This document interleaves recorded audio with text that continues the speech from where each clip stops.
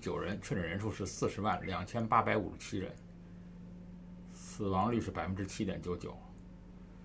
全美国的死亡人数是132554人，确诊人数是2998998人，死亡率是4.42%。恐惧指数是27.94，油是40.66一桶，金子是$1795一盎司。那么小麦还有糙米价格平稳，瘦肉猪和牛肉的价格也很平稳。人民币对美金的兑换率是7.04，人民币出现了暴涨。这么看来中国可能是要加强中国的内部循环，出口基本上就放弃了那么川普肯定会非常高兴，而且呢出现了严重操控人民币的情况那么很可能美国未来的纾困的这个美元呢，给美元贬值呢带来的压力，相对于人民币呢出现了增值的情况。7月6号纽约市是进入了重启的第3阶段。那么随着全美的疫情恶化，原定那么7月6号开始的餐馆恢复堂食呢被喊停，而且恢复时间呢被无限期的推迟，这让纽约市众多的大型的中餐馆酒楼当头一棒，陷入了更加困难的危机之中。在伯克利我们知道有很多大型的中餐的酒楼一直期盼着能够在7月6号开始重启第3阶段的堂食，并以此做好准备了。但是州市政府出于对疫情的担忧呢，推迟了那么堂食的开放时间，把这种大中型的酒楼推入了经济危机之中。我们知道市政府推广的室外用餐呢，对于大中型的酒楼是不适合的，因为中餐的炒菜讲究温度，有口感会变差，而且室外风刮雨淋，无法保障。那么在皇后区开始的这个中餐馆室外的这个用餐呢，也是不大适合。那这么看来，好像中餐呢不如洋餐这个对于室外这个用餐的适应能力大。那么现在华埠的一些大酒楼的老板呢，已经开始讨论何去何从了。其中有1/3的业者，他们认为出路只有破产。大型酒楼的租金呢，基本上都是在5万元以上。至今这些酒楼呢，在疫情爆发后的4-5个月呢，至少期欠了好几十万的租金。至今不能开门的这个原因呢，是每一个酒楼的沉重负担。那么虽然川普推出了 PPP 的计划，但是我们知道想拿到这个 PPP 的钱呢，真的是很困难，而且数目也不够。所以呢，这个 Chinatown 这个华人的这个餐馆的中小业主呢，呼吁呢，能不能政府能帮助解决一下租金的问题那么包括了在曼哈顿的这个酒楼和餐馆，只要是中大型以上的，他们如果只做外卖的生意呢，那么根本就没有办法覆盖他们的成本，所以呢，他们只好再次暂时停止营业。因为餐馆都知道如果你关门的话呢，亏的只有房租；开门的话呢，面临着各种增加的开支。像之前呢，如果店满员运转的时候呢，还要缴纳失业保险。现在呢，如果只做外卖，那么员工呢，第一呢没有几个人，第二呢还照样要交失业保险，那么让很多的中餐馆、大型酒楼的老板吃不消，而且在曼哈顿、法拉盛和八大道的这个店呢，只好继续关门。那么这个店呢，如果是在大型酒楼的室外停车场建立起这个室外用餐区呢，也是可以的，但是呢，对于餐食的选择呢，就有一些的限制。餐馆呢，都是可以申请户外用餐座位的，但是对于场地较大、租金较贵，而且是以举办宴会为主的华人的酒楼回流客源呢，几乎是杯水车薪。在曼哈顿的华埠就已经有多间的华人酒楼呢，将会永久歇业。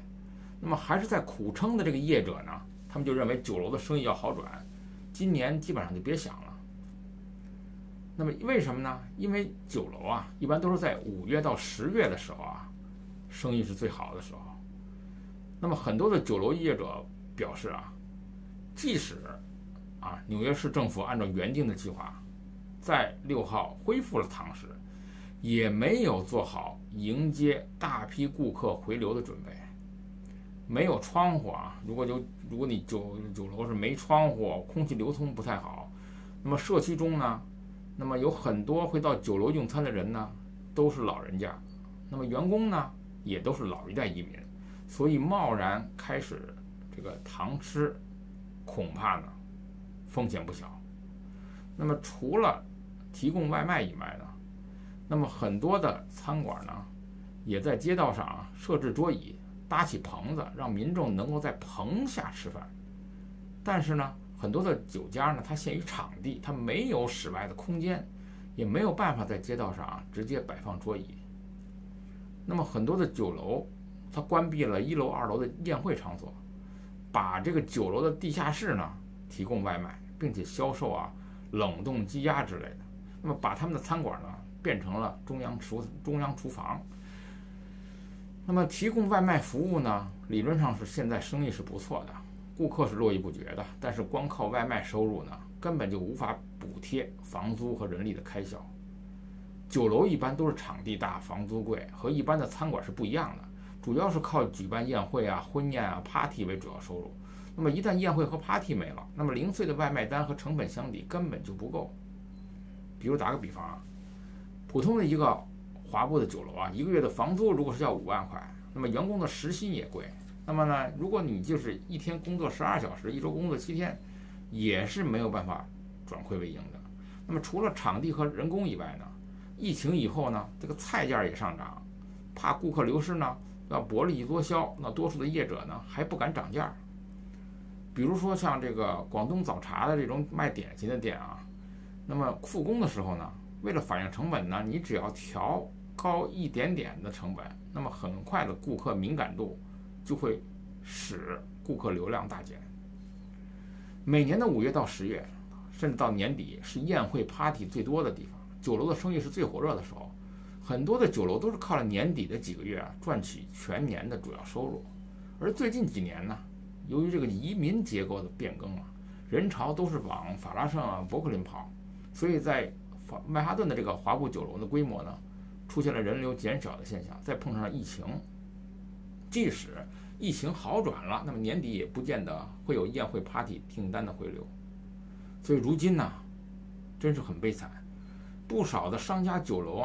只能靠政府的贷款补助来勉强硬撑。如果没有贷款补助，预计呢就会有更多的商家被迫关门，其中华人的酒楼呢也难免其中，将会有更多的人失业了。对于华人酒楼的未来呢，理论上没有人敢去想，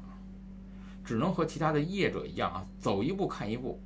并且期待着疫情呢赶紧过去。那么在伯克利，我们知道八大道是非常热俏的地方那对于房地产来说那它那边的店铺尤其紧俏，租金呢就是甚至和曼哈顿的黄金地段相比。但是呢，这次由于新冠疫情，那八大道首次出现了大量空置待租的店面。当地的市场在，但是社区的商业结构呢要大洗牌了。伯克林的八大道呢是纽约市最年轻的华社之一。那随着近几年大量华裔的新移民的涌入呢，当地商业市场高度饱和，店铺的租金呢水涨船高。打个比方，八大道郊60街到55街为当地人流最为集中的路段，店铺的租金呢以往大小在1万到2万不等，几乎赶上了曼哈顿不少黄金地段的店铺租金。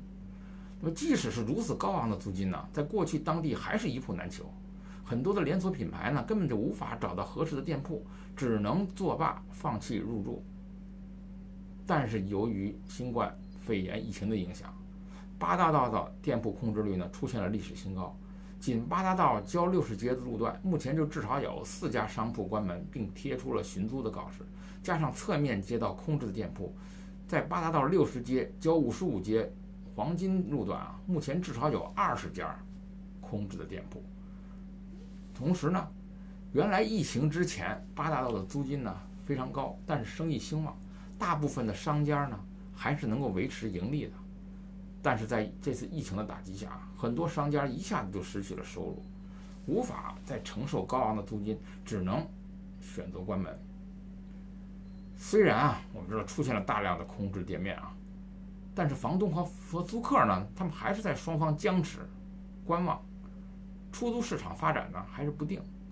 因为房东啊，他还是认为这个疫情啊总会过去，不愿意轻易的下调租金，而商家即使有意愿租下店铺，还是不确定啊疫情真正结束的时间，暂时就不会轻易做出任何的决定。那么当地的人口啊，按照这个饱和度是不变的，市场需求也是不变的。那么理论上说啊，真的是疫情一旦过去的话，八大道还会是商家选择开店的好地方，只是这个疫情让当地的租金这个商铺市场出现了一次大洗牌。我们会相信未来会有更多的连锁有实力的公司会逐渐取代当地规模小、经营不善的小商铺的。民主党的总统候选人拜登，目前看好像能够在11月份啊大选里面大胜川普。在若干重要的摇摆州呢，川普好像是很难挽回退势。不过呢，有一些很奇怪的文章指出，川普很可能透过2条途径来保有总统之位：一是采取各种手段阻碍都市选民投票；二是透过广告选举遭外国势力操控，起诉法律战，再利用共和党在国会中的优势赢得胜利。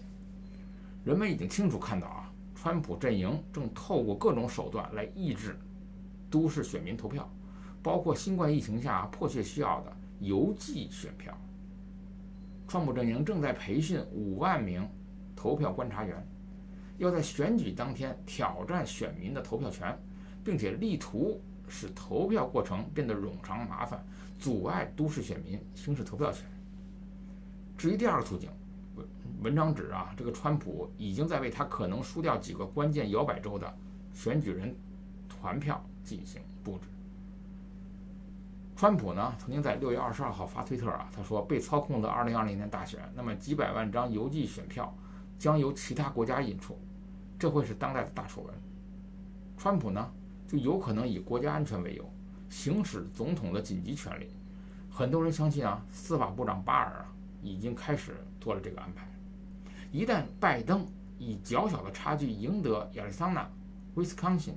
密西根州和宾州4个摇摆州，川普就会立即宣布邮寄投票出现舞弊，可能有中国势力在幕后操纵，而后他会声称这是重大的国安问题，并开始行使总统紧急权力，下令司法部进行调查。司法部呢他就会把调查拖到12月14号，就是各州指定选举人团成员的期限。由于上述4州的议会呢多由共和党控制，届时就算是民主党提法律诉讼，总统选举人团还是会在上述4州缺席下进行投票。结果是川普和拜登都没有足够的选举人团票取得胜利。按照美国宪法，这时总统选举将送交联邦众议院决定，而按照相关程序规定，众议院投票是由州代表团进行。虽然民主党目前控制着众议院，但每一个州代表团只能投1票，由该州大多数代表决定。目前26个州共和党籍的议员占多数，民主党占多数为23个州，宾州呢是2党各半。投票结果呢将使川普得以保住总统大位。上述情况根据这个文章说虽然很不可思议，但是美国民众必须提防这样的状况发生。因为川普痛恨当输家，就像被他辞退的前国安顾问波顿在他的新书里写到的，川普将不计一切代价达成任何协议，改变任何规则，以确保自己的生存和成功。在川普总统面临着连任阻碍渐增之际那么数位网络上的目前优势呢，让他得以在广阔的社群平台上和支持者串联，让民众忽略他在与疫情、失业和种族纷扰中有关的劣势。但是拜登和盟友已经开始打造社民战力，但是呢，拜登开始在推特演说和川普力拼选战，想在数位战中获得胜利，但是已经晚了。川普平均每天发文14则，以他的2800万的连友沟通。民主党的候选人拜登呢，发文呢只是川普的一半，追随者也只有200万人。而在推特战场，川普的追随者高达8240万人，让拜登的640万追随者呢显得相形见绌。而川普多年来精心经营的网军，他的制作网络的这个秘密，并培养了政治影响者，每天转推竞选推文几百次。而川普青睐的肯萨斯州民制造者叫做库克说，川普每天稳定转推支持者的推文，让粉丝觉得彼此有所联系。另外，在谷歌和油管广告方面，川普在2个平台打广告的费用呢，约是拜登的近3倍。拜登6月份首次在脸书广告方面投入了比川普阵营还多1倍的银弹，并且招募了 Instagram 的支持者举办线上募款，甚至设法动员几百名抖音青少年买断了川普在俄克拉荷马州竞选活动门票，成功让造势会场出现了比共和党预期还要多出很多的座位。川普多年来深耕社区媒体的能耐是不容小视啊。那么，自由数位企业缩写简称 ACRONYM 的创办人叫做塔拉麦高文说他说拜登和川普现在有不一样的挑战者。美国优先呢，由这个麦高文担任民主党超级行动委员会的主任。他说，川普需要保住基本盘，而拜登呢需要定义并且把自己介绍给新选民和潜在的支持者。然而，川普的畅通无阻的数位麦克风目前是受到了一些限制。推特呢，现在开始实时查核川普的推文了，包括指称通讯投票可能导致选举舞弊。推特也在川普分享篡改影片时警告使用者，甚至隐藏明尼苏达州明尼安马普利斯的暴乱者的枪击的影片。那么很多的主要的企业6月份受到压力，分别撤除了竞选广告。脸书呢，允诺呢将在川普违反选举或者仇恨言论的时候呢显示标记。那么现在呢，包括这个影音的讯息平台Snapchat 上说川普的账号呢还可搜寻，但是不会出现在平台首页的推荐版面了。那么热门的电子布告栏叫做 Reddit， 则在仇恨与暴力言论充斥论坛之后呢，决定封锁了川普最著名的粉丝之 The Donor。 那么库克说川普他总统的这个团队和社区媒体文化交织，这是他们陷入困境的主要原因。那么如果按照印度政府最新的一个信息他的消息人士表示说6月15号的时候他们说这个关于中国军队发生冲突的这个印度士兵是手无寸铁，当时是被一支人数众多的中国军队被包围在陡峭的山脊上，并且被锋利的物体袭击致死。那么中国方面呢，虽然是驳斥了这种说法，但是有一位遇难的印度士兵的父亲援引参加了6月15号流血冲突的印度士兵的消息表示说在黑暗中，这个遇难的士兵呢被金属的钉子割伤了喉咙。根据3名死亡印度士兵的家属的说法那么印度方面遇到了一支庞大的中国军队的袭击，中国士兵用石头砸印度士兵，并用锋利的武器袭击他们。印度的政府官员也说说在冲突中，中国士兵使用铁棍和钉着钉子的木质棍棒来袭击印度士兵，而遇难士兵的亲戚呢，从证人处获悉，那么其他人丧生于加勒万河谷的冰冻的水域中。那么我们知道印度现在是招兵买马，又和俄罗斯串在一起，准备进行一些争夺战那貌似看上去这个战争很可能会马上就开始但看上去又好像是不会马上就开始。那么印度的5位遇难士兵的死亡证明列出了他们在冲突中遭受的严重伤害。5份文件显示，遇难士兵的脖子和额头上有明显的伤痕，其中3人的颈动脉破裂，2人因锋利或者尖锐的物体而受伤。路透社他们联系了存放尸体的印度拉达克地区的军事医院，医院是拒绝评估死亡的原因，并说尸体和死亡证明已经一并寄给了家属。印度国防部也没有回答，但是呢，中国的外交部发言人又重复了先前的声明，说指责印度方面越过了事实上的边界，并挑衅了中国。那么现在呢，我们知道川普正在准备叫停各种人脸识别。那么这个题目呢，目前看这个时间还是有限的，我们大概就谈一谈几件事啊。这个最后一件事呢，主要是谈一下啊。那么川普现在他在做什么？他准备对中国采取什么行动？采取行动是有什么用处吗？我们知道这几天啊，人民币突然暴涨，那么明显的是有在中国政府方面的人在进行一些操弄，那么大额的人民币进行了一些很明显的动作，表示是说，第一个信息是中国不怕你们，第二，中国的经济照样发展，第三，中国的股票狂涨。那么中国股票涨起来的这个状态，明显的就是中国的国家队又入场了，那么又是政府资金入场了，那么这些都只是一个暂时的现象。那么真正的要看长远的，就是说中国还有没有足够的外汇来购买美国的农产品，中国能不能按照比例完成跟美国签的这个第一阶段贸易协议，这才是我们每天观察的要点。派 TV， 我们明天见，欢迎订阅。